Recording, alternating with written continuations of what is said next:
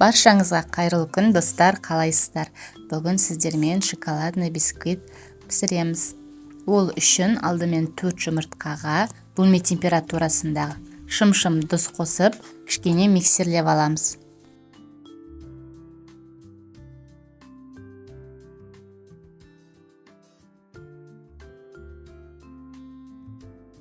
Ал енді 2 бөліп қантымызды салып, аппақ болып жұмыртқамыз соғылғанша миксерлейміз.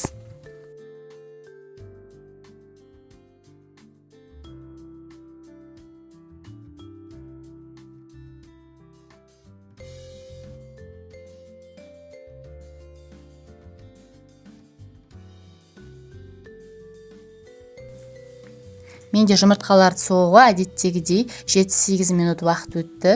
Аппақ болып көтерілгенше осылай соғамыз. Егер сіздің жұмыртқаларыңыз бөлме температурасындағы болса, өте тез және жақсы соғылады.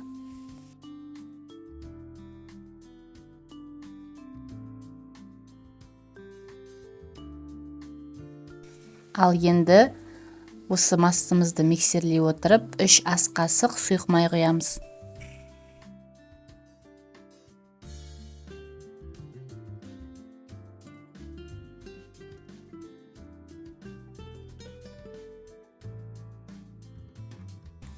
Тағы да 1-2 минут миксерлеп, құрғақ компоненттерімізді саламыз. Ол біздерде ұн, какао және де разрыхлитель. Міндетті түрде ситадан осылай елеп салыңыз. Және де силикон таяқшасымен немесе ағаш қасықпен жақсылап араластырыңыз.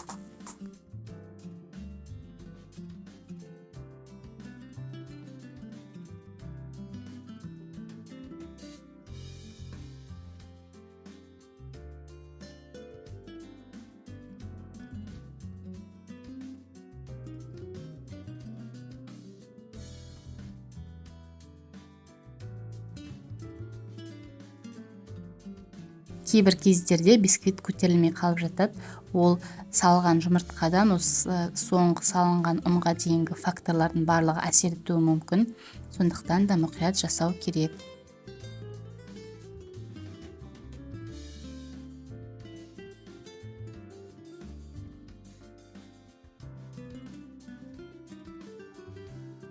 Менде бисквитімнің массасы дайын. Енді бұны 20 диаметрлік формаға құйып, қызып тұрған 160-170 градустағы пеште 30-35 минут пісіріп аламын. Пешіңізді міндетті түрде алдын ала қыздырып қойыңыз. Яғни мына тестіні пешке салған кезде пеш уже 5-10 минут бұрын қызып тұру керек. 160-170 градуста. Енді тестіміз тегіс төселу үшін осылай кішкене қозғап жібереміз формамызды. Енді пешке жібереміз. Достар, менде 35 минут өтті. Уақыт енді осылай таяқшаның көмегімен пісіп-піспегенін анықтаймын. Менде таяқшам құрғақ, демек пісті деген сөз. Енді осы формада 5 минуттай суығанша қоя тұрамын. Пештің ішінде 5 минут тұрды менің бисквитім. Енді 5 минуттан кейін алып, сыртқа шығарып, осылай суытып қоямыз. Әбден суыған соң, осылай фольгасын алып, қағазын алып, жан-жағын барлығын кесіп, формадан аламыз.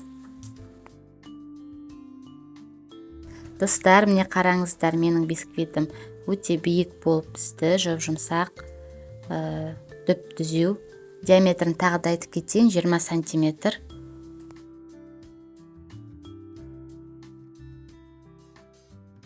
Достар, осы рецепттен жасасаңыз, сізде міндетті түрде осындай биік керемет шоколадный бисквит шығу керек. Бұл рецепт тексеруден өтті. Биіктігі 5 сантиметр байқаған болсаңыздар. Енді бұл бисквитті салқын жерге, холодильникке целлофан жауып, осылай салып қоямыз. Рецептін ұнаса, мені қолдап кетулеріңізді сұраймын. Сау болыңыздар.